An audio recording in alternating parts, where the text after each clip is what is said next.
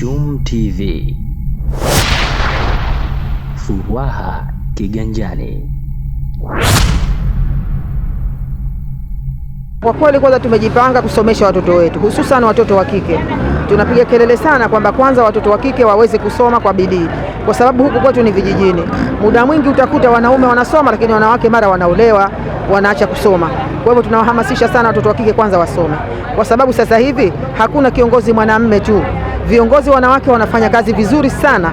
Kiongozi mwanamke ukimchagua kwanza anajiamini, lakini pia anakuwa na imani na anajali watu.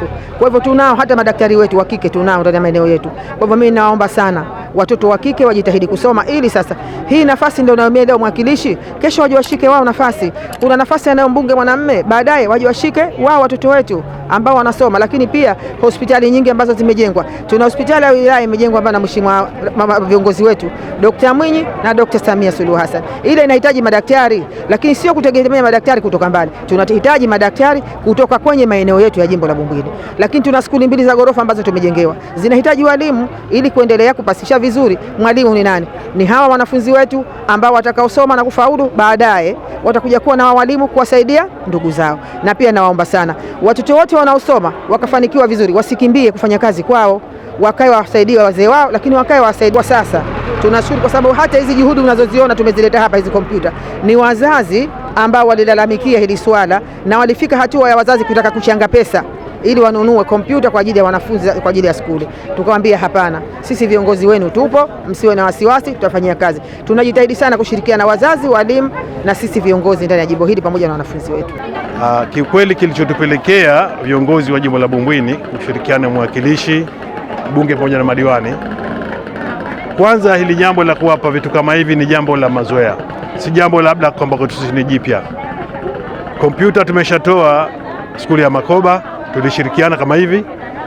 Tumeshatoa Misufini msingi na leo tumewapa tumeshatoa Misufini sekondari na leo tumewapa msingi. Kwa hivyo hili ni zoezi letu la endelevu. Kila anapofanya vizuri watu wetu, sisi tunawapa motisha zaidi na walimu kama mlivyoona leo. Kwa hivyo hili ni zoezi kwetu sisi ambalo linaendelea kila mwaka, tunatoa zawadi.